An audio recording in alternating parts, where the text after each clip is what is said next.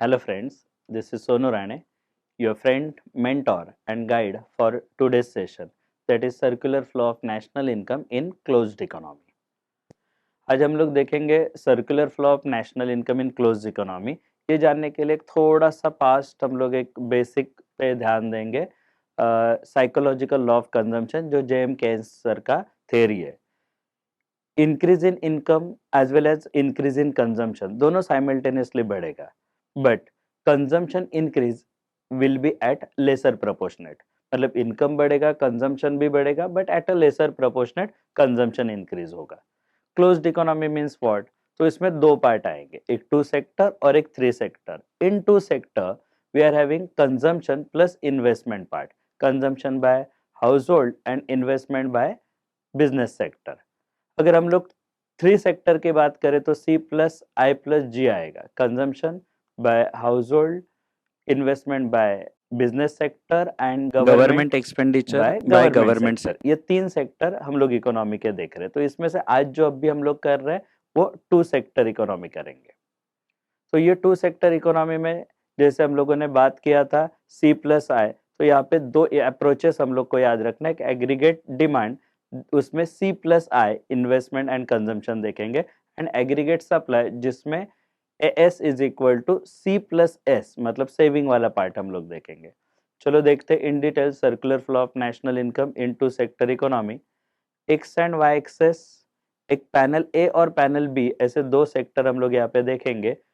X access पे income and output है, and Y access पे एग्रीगेट डिमांड, एंड नीचे वाला जो वाई एक्सेस है ये ना वर्टिकल डायग्राम बोला करते हैं, जिसमें दो कर्व रहेंगे। मतलब एक्स एक्सेस दोनों का सेम रहेगा, और वाई एक्सेस में देखो एक में ऊपर वाले कर्व में पैनल ए में आ रहा है एग्रीगेट डिमांड, और पैनल बी में आ रहा है सेविंग एंड इन्वेस्टमेंट। 45 डिग्री में एक लाइन ड्रॉ हो रही है, दैट इज वाई इनकम, जिसको हम लोग एग्रीगेट सप्लाई देखेंगे नेशनल इनकम लेवल पे, मैक्रो लेवल पे, और सी प्लस एस। ये जो कर्व है ये 45 डिग्री में हमेशा रहेगा। इट मीन्स इस कोई भी पॉइंट के ऊपर हम लोगों ने पॉइंट लिया इस कर्व के ऊपर, तो you will get equal income as well as aggregate demand. तो एक लाइन हम लोग इंटरसेक्ट कर रहे हैं कंजम्पशन, जो अभी हम लोगों ने डिस्कस किया था, जैसे इनकम बढ़ेगा consumption will also increase, but consumption थोड़ा लोअर प्रोपोर्शनेट से इंक्रीज होते जा रहा है। और इसके लिए देखोगे स्टार्टिंग में हम लोग को एक इंटरसेक्शन मिल रहा है, ये होगा break even point. In detail हम लोग बाद में देखते हैं, बट अभी जो हम लोग डायग्राम मेन देखने वाले वो है मोस्टली रिगार्डिंग इन्वेस्टमेंट। तो इन्वेस्टमेंट हम लोग अज्यूम करके चलेंगे कि एक्स एक्सिस जो आउटपुट एक्सिस है, इनकम एक्सिस है, उसको ना पैरेलल एक 10% या ऐसा कुछ परसेंटेज हम लोग अज्यूम करके चलते हैं।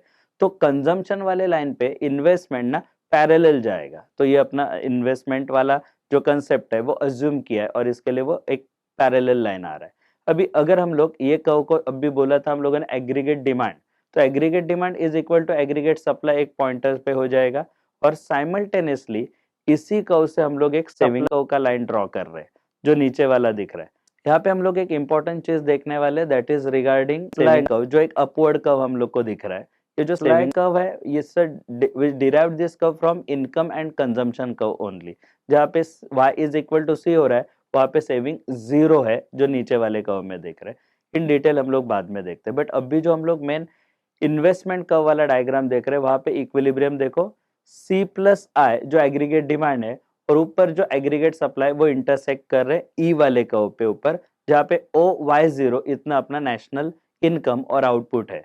सेम वर्टिकल डायग्राम अगर हम लोग नीचे वाले बी पैनल में देखेंगे तो वही कर्व इंटरसेक्ट हो रहा है इन्वेस्टमेंट वाले लाइन को। यहाँ पे aggregate demand is equal to aggregate supply मतलब इक्विलिब्रियम पॉइंट, जितना सेविंग है एंटायरली हम लोगों ने इन्वेस्ट किया। मतलब जो भी हाउस होल्ड का फंड है वो ऑटोमेटिकली किसके पास गया, फर्म के पास गया। तो ये दोनों सेम हो गया। अगर ये कहो के पहले वाला सिचुएशन हम लोग देखेंगे जहां पे ए वाला जो लाइन अभी ड्रॉ हो रहा है वहां पे, तो वहां पे aggregate demand is greater than aggregate supply मिलेगा। अभी तुम लोग थोड़ा ध्यान से देखोगे तो यहाँ पे सी प्लस है ये ज्यादा पार्ट है देन सी प्लस एस, मतलब जितना सेविंग हुआ है उससे भी ज्यादा इन्वेस्टमेंट किया। ये इन्वेस्टमेंट प्रीवियस बोरो जो अपना पैसा रहेगा उसमें से किया होगा, जो एक्यूमुलेटेड मनी रहेगा उसमें से किया होगा। लेकिन यहाँ पे एक इम्पॉर्टेंट क्यों इन्वेस्टमेंट होती है, क्योंकि यहाँ पे स्कोप बहुत ज्यादा है इनकम एंड आउटपुट बढ़ने के लिए। तो OY1 ये जो इनकम था वो OY0 तक जाएगा, मतलब आउटपुट, एम्प्लॉयमेंट एंड इनकम, ये तीनों चीजें राइट साइड में शिफ्ट होते जाएगी, मतलब एक डेवलपमेंटल मोड पे इकोनॉमी रहेगी। और अगर हम लोग एक अज्यूम करके चलते हैं और एक बी वाला लाइन, वर्टिकल लाइन OY2 तक, जहाँ पे नेशनल इनकम हाईएस्ट लेवल पे बढ़ रहा है। अभी सपोज ये वाले पैनल पे अगर अपना इकोनॉमी रहेगा तो क्या हो जाएगा, तो एग्रीगेट सप्लाई यहाँ पे ज्यादा रहेगा देन एग्रीगेट डिमांड। अभी एग्रीगेट सप्लाई ज्यादा है, एग्रीगेट डिमांड का इसका मतलब क्या, तो हम लोग है ना प्रोडक्शन का जो इक्विलिब्रियम पॉइंट है वो अचीव करके निकल गए आगे, ओवर प्रोडक्शन क्रिएट हुआ।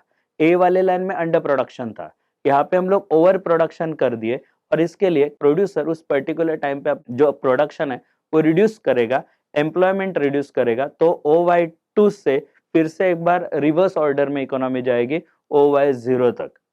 Thank you for watching this video.